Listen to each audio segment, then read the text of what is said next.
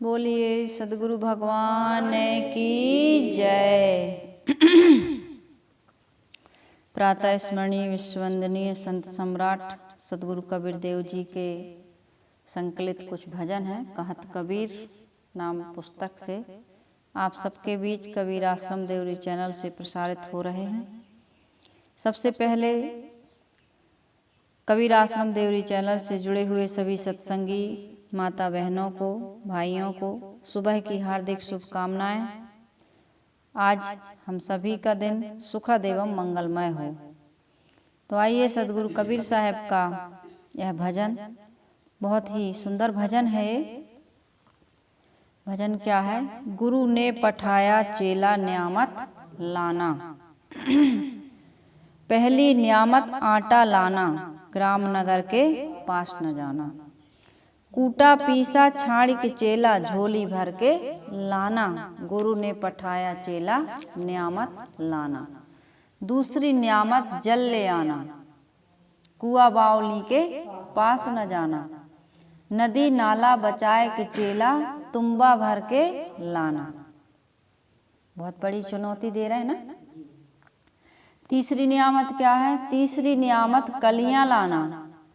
कलियां कहते हैं मांस को, कहते हैं मांस को। तीसरी नियामत कलियां लाना, फूलों की कलियां नहीं हैं। तीसरी नियामत कलियां लाना, जीव जंतु के पास न जाना। मांस लाना लेकिन जीव जंतु के पास नहीं जाना। मुआ जीवा छाड़ के चेला, न जिंदा हो ना मुर्दा हो। कैसे लाना? हंडी भर के लाना। चौथी नियामत लकड़ी लाना। अब पकाने के लिए लकड़ी भी चाहिए। चौथी नियामत लकड़ी लाना, जंगल झाड़ के पास न जाना। और गीली सूखी बचा के चेला गांठी बांध के लाना। गुरु ने पठाया चेला नियामत लाना। कहें कबीर सुनो भाई साधु, यह पद है निर्वाणा। जो यह पद का अर्थ लगावे सोई संत सुजाना। गुरु ने पठाया चेला नियामत लाना। नियामत, नेमत, अच्छी वस्तु, संपत्ति को भी कहते हैं लोग। यहाँ पर है उत्तम भोजन, अच्छा भोजन लेके आना, उत्तम भोजन। तो नेमत होता है अरबी भाषा का एक स्त्रीलिंग शब्द है। इस पद में नेमत शब्द अपभ्रंश रूप में है, न्यामत हो गया है ये नेमत, लेकिन न्यामत हो गया है। इस संदर्भ में नेमत का अर्थ होता है उत्तम भोजन। यहाँ पर जो सामग्री के बारे में कहा गया है उसको देख करके यही अंदाजा क्या, यही अर्थ स्पष्ट होता है कि उत्तम भोजन लाने के लिए गुरु कह रहे हैं। तो गुरु कोई उत्तम भोजन खाने वाला भोजन के लिए नहीं है, इसका आध्यात्मिक अर्थ है। तो उस आध्यात्मिक अर्थ को अभी हम समझने का प्रयास करेंगे। पहला क्या है? गुरु ने पठाया चेला न्यामत लाना। पहली न्यामत में क्या है? आटा लेके आना है। गुरु ने कहा कि जाओ आटा लेकर के आओ, क्योंकि भाई भोजन में आटा प्रमुख चीज है। लेकिन शर्त यह है कि ग्राम नगर के पास न जाना, न गांव में जाना, न नगर में जाना। और कूटा पीसा भी ना हो, न कोटा पीसा हो। झोली भर के भी लाना है। और तो कैसे लेके आएगा? एक पहेली है, बुझाउल है। तो कैसे कोई लेकर के आएगा? न गांव में जाना है, न नगर में जाना है, न कूटा लाना है, न पीसा लाना है, लेकिन झोली भर के लाना है। तो इसको समझिए आप सभी लोग, हम सभी लोग समझें। इस पद में नेमत वाला बता दिए। इस संदर्भ में नेमत का अर्थ क्या हुआ? गुरु ने पठाया चेला, क्या इसका अर्थ क्या समझ में आया? उत्तम भोजन। गुरु ने पठाया चेला नियामत लाना, तो मतलब उत्तम भोजन लेके आओ। जाओ चेला उत्तम भोजन लेकर के आओ। गुरु ने शिष्य से कहा कि बेटा उत्तम भोजन ले आओ। यहाँ उत्तम भोजन क्या हो सकता है आध्यात्मिक दृष्टि से? आध्यात्मिक खुराक। शरीर, दो जीवन में दो चीजें प्रमुख हैं, एक शरीर और दूसरी आत्मा। तो शरीर की खुराक तो ये आटा है, लेकिन आत्मा की खुराक क्या है? आत्मा की खुराक क्या है? आध्यात्मिक खुराक। आत्मा की खुराक, आध्यात्मिक खुराक क्या है? सत्संग ही है। आध्यात्मिक खुराक सत्संग है, जहाँ पर सद्गुणों की चर्चा होती है। और जैसे सोई कहनता सोई होगे, जो आप कहोगे, जो आप सुनोगे, जो आप सोचोगे, वैसा ही आपका जीवन बनेगा। तो यहाँ पर आध्यात्मिक खुराक सद्गुरु कहते हैं कि हे शिष्य, सब समय उस वस्तु का संग्रह करो जिससे तुम्हें आत्म तृप्ति मिले। क्षुधा तृप्ति तो हो जाती है, लेकिन आत्म तृप्ति इस संसार के प्राणी पदार्थों से, भोगों से किसी को नहीं होती है। यदि ऐसा ना होता, आत्म तृप्ति मिल गई होती, तो जितने भी लोग ये त्याग मार्ग में आते हैं, सद्गुरु की शरण में चले जाते हैं, धन का, संपत्ति का, राजपाट का, पुत्र परिवार का, सब कुछ का त्याग कर देते हैं। उनको यदि शांति मिल गई होती धन से, परिवार से, शासन स्वामित्व से, तो वो सब कुछ छोड़ के राजा महाराजा भी चले जाते हैं। अच्छे अच्छे पढ़े लिखे, है ना, परिवार सारी एकदम नौजवान है, लेकिन वो साधना मार्ग में लग जाते हैं, अपने आप को त्याग मार्ग में समर्पित कर देते हैं। नहीं चाहिए संसार का ये। तो यहाँ पर इसमें यह कहा है, आत्म तृप्ति, आत्म संतुष्टि, सब समय उन वस्तुओं का संग्रह करो जिससे आत्मा को तृप्ति मिले, आत्मा को संतुष्टि मिले, आत्मा को आनंद मिले। अभी तो आप विषयों का आनंद ले रहे हैं। उत्तम भोजन का पहला अंश क्या होता है? आटा। आटा होता है। आओ, गुरुदेव कह रहे हैं कि आटा लेकर के आओ, जाओ तुम। परंतु एक बात ध्यान रखना, किसी गांव में नहीं जाना है आपको, गांव में लेने नहीं जाना है, न शहर में जाना है और ना ही हाट बाजार जाना है। तो कहाँ से लेकर के आएंगे?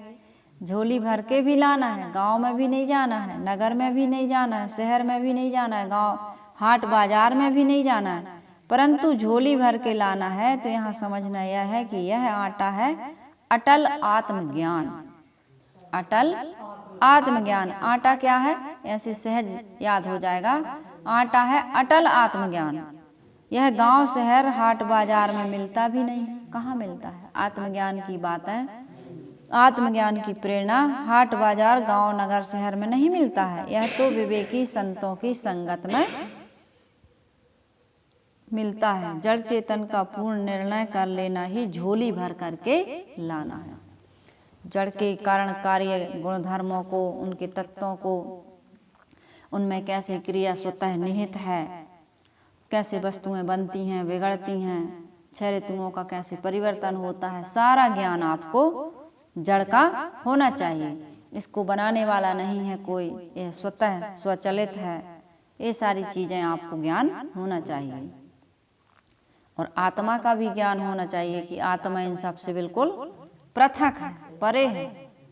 ये कभी जन्मती मरती नहीं है, बूढ़ी नहीं होती, जर्जर नहीं होती, ये शरीर से बिल्कुल पृथक है, भिन्न है। शरीर बारंबार मरता, बनता, बिगड़ता है, इसका संयोग वियोग होता है। आत्मा में सारे द्वंद्व कुछ भी नहीं है। तो ये सारे जड़ चेतन का पूर्ण निर्णय कर लेना ही झोली भर के लाना है।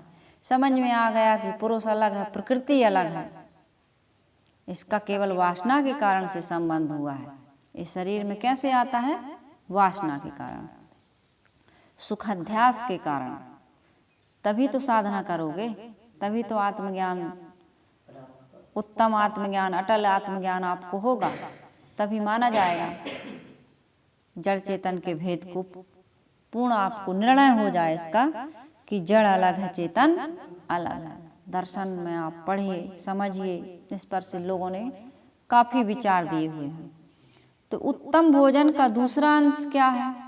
पहला अंश तो हो गया अटल आत्मज्ञान, और ये नगर शहर बाजार में, गांव में कहीं मिलने वाला नहीं है। ये मिलता है संतों के सत्संग से। और ये झोली भर के लाना क्या हो गया? जड़ चेतन का भेद समझ में आ गया। अब दूसरा अंश है, भोजन का दूसरा अंश है जल लेकर के आना। बिना जल के कैसे आटा भिंगाओगे? रोटी बनेगी? कोई भी काम नहीं होगा बिना जल के। तो जल लेकर के आओ, लेकिन क्या कहे हैं साहेब, कुआं बावली के पास न जाना, नदी नाला बचाए के चेला तुम्बा भर के लाना। कुआं बावली, गंगा यमुना आदि नदी, किसी भी जलाशय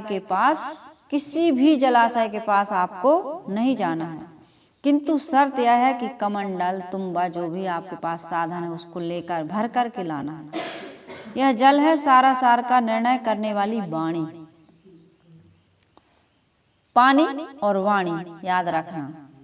तो जल लाना, जल यानी पानी, जल लेकर के आओ यानी पानी भर कर लाओ, लेकिन क्या है, निर्णय वाणी हो, निर्णय की वाणी हो। ऐसे ये नहीं कि 2 और 2 4 नहीं, बल्कि 5 होते हैं, 6 होते हैं, ऐसा नहीं। आकाश पाताल की बातें कर दें आप, चमत्कार की बातें कर दें, अंधविश्वास की बातें कर दें। आदमी उड़ जाता है, मुर्दे को जिला देता है, चौकी को चला देता है, पुत्र दे देता है, धन दे देता है, पैसा दे देता है, मुकदमा में विजय दिला देता है, रोग व्याधि दूर कर देता है। इस प्रकार की लौंग खाना है, बहुत खांसी आ रही, देखो लौंग होगी, दे दो।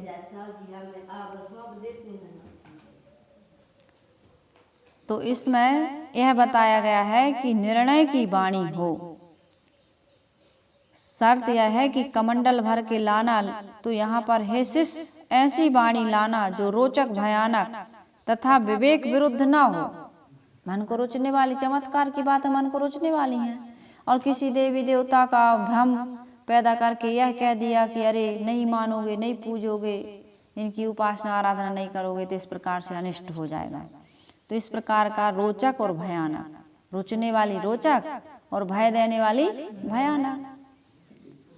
नरक का भय दे दिया मरने के बाद, यही नरक स्वर्ग भोगता है इंसान। कर्म करोगे तो यही जो अच्छा करेगा वो सुखी रहेगा, प्रसन्न रहेगा, और जो गलत करेगा उसका मन हमेशा उलझा रहता है, अशांत रहता है। यात्रा करना है, टिकट नहीं लेते हैं, एक सहज उदाहरण है, तो आपको डीटी का भय रहता है। चोरी कर लेते हैं तो डर लगता है आपको, कोई गलत काम कर लेते हैं, लड़ लेते हैं, तो मन प्रसन्न नहीं रहता है। तो इसमें यह बता रहा है कि रोचक भयानक न हो, यथार्थ वाणी हो, विवेक विरुद्ध वाणी ना हो, किंतु पूर्ण सत्य हो। यह निर्णय वाणी रूपी पानी कुआं, तालाब, जलाशय में मिलता भी नहीं है, यह तो विवेकी पारखी संतों के पास मिलता है, जो परख के 2 और 2 4 वाली वाणी कहती हैं कि जैसा करोगे वैसा भरोगे। रामायण में भी कहा है, बड़ी महिमा गाई गई राम नाम की या राम की, लेकिन अंत में कहा कोई न काहू सुख दुख कर दाता, निज कृत कर्म भोग सब भ्राता।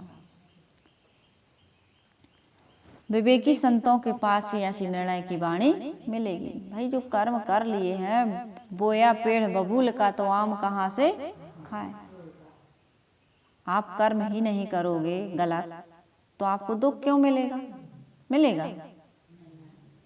कमंडल भर कर लाना अर्थात खूब छक्का निर्णय वाणी को ग्रहण करना, यह है कमंडल भर के लाना। निर्णय वाणी को छक्के सुनो खूब। निर्णय वाणी के अलावा कहीं भी भूत प्रेत देवी देवता जिंद चुड़ैल स्वर्ग नरक की बातें मत सुनो, चमत्कार की बातें मत सुनो। सूर्य को निगल गए हनुमान, समुद्र को एक ही छलांग में लांघ गए हनुमान, राजा सागर के 60,000 बच्चे बस ऐसे चुल्लू भर पानी मारे सब भस्म हो गए। फिर उनको गंगा जी लेकर के आए भागीरथ। अनेक प्रकार की किंवदंतियां हैं, कथाएं बहुत पुराणों में वर्णित हैं, जिनका यथार्थ से कोई तालमेल नहीं, जो कभी भी नहीं घटी हैं, न घट सकती हैं, न आज वर्तमान में घट रही हैं। उन्हीं बातों को लोग खूब सुनते हैं। तो ऐसी बातों को नहीं बल्कि निर्णय वाणी को छक करके सुनो। तो निर्णय वाणी को समझने में ज्यादा समय नहीं लगता है, या उनमें ज्यादा किसी प्रकार का गोर गोथम्मा वाली बात नहीं होती है कि खूब चमत्कार की इधर उधर की बात है। उधर तो सीधा बता दिया जाता है 2 और 2 4, जैसा करोगे वैसा भरोगे। कर्म प्रधान विश्व रचि राखा, जो जस करहि सो तस फल चाखा। निर्णय की वाणी समझने, अब जैसे आपको बताया जाए 33 करोड़ देवी देवता ना पूजिए, आपके घर में जो माता पिता हैं परिवार के जो सदस्य हैं, समाज के जो लोग हैं, उनके साथ सुंदर व्यवहार करिए। तो ये बात समझ में नहीं आती, इसको थोड़े में समझ सकता है इंसान। कर्म ही पूजा है, आत्मा ही परमात्मा है, ये मनुष्य ही देवी देवता हैं। इतनी बात है, इसमें कहाँ टाइम लग रहा है। आप जो करेंगे वही आपको भरना पड़ेगा, भोगना पड़ेगा। इन बातों को आदमी समझने में कितना देर लगता है, लेकिन इन्हीं बातों को नहीं समझ रहा है।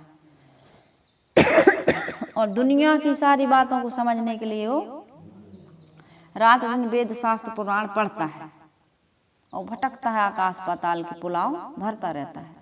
तो ये सारी चीजें हैं।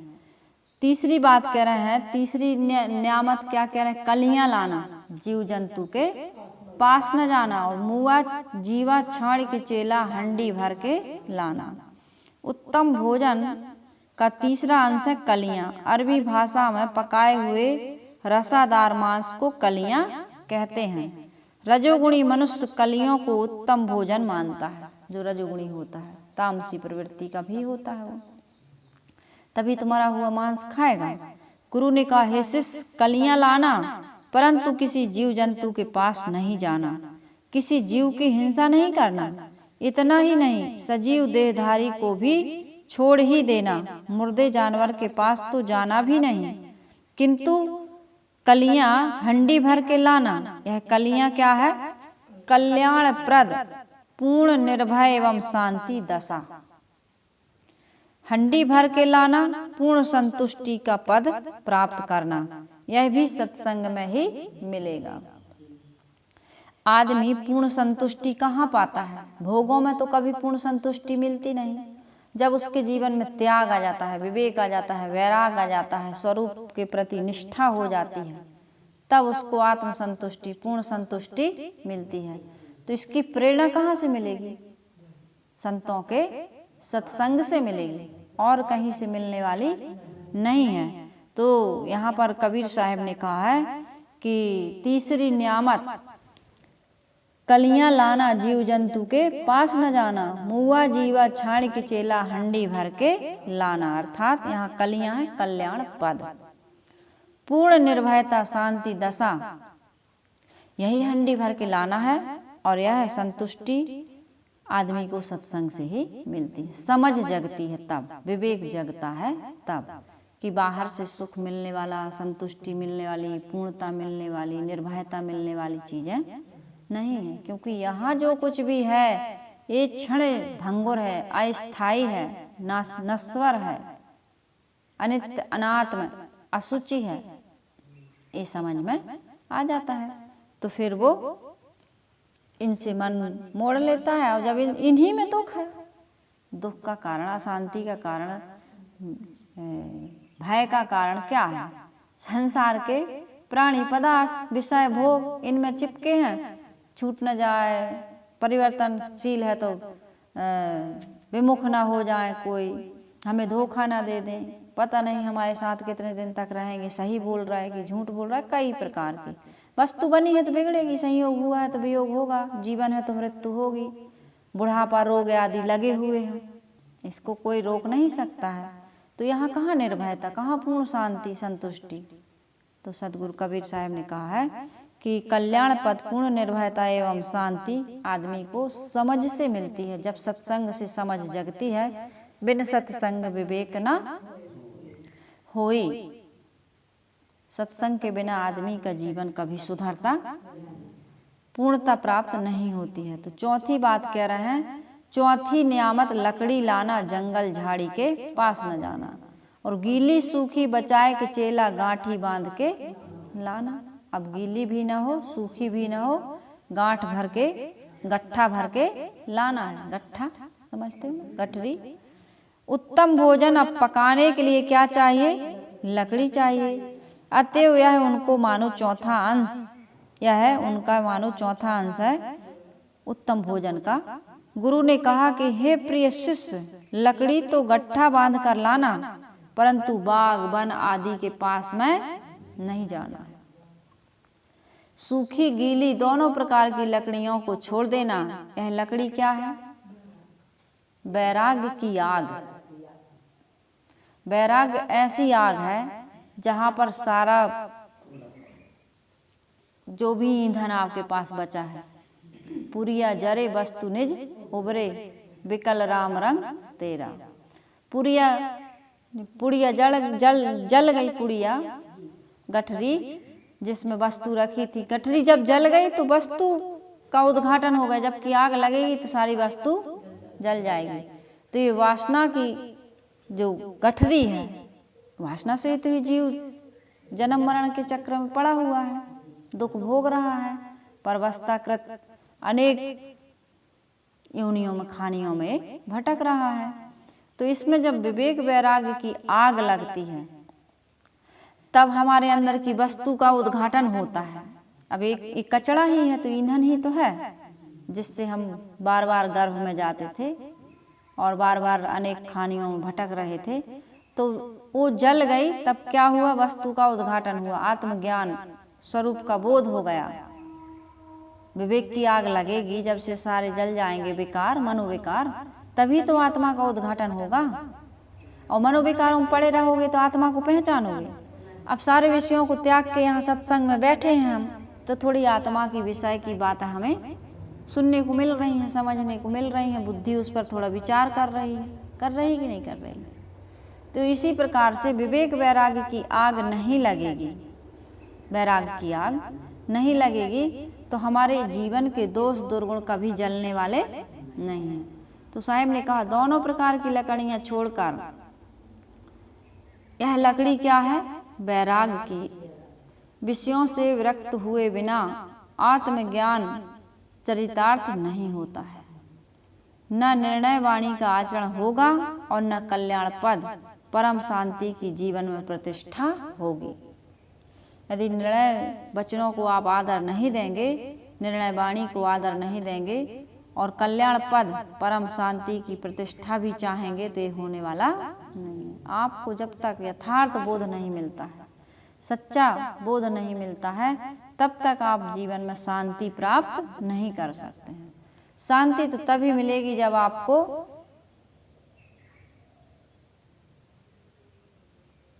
बोध होगा। कबीर साहब कहते हैं, कहें कबीर सुनो भाई साधो, यह पद है निर्वाणा, जो यह पद का अर्थ लगावे सोई संत सुजाना।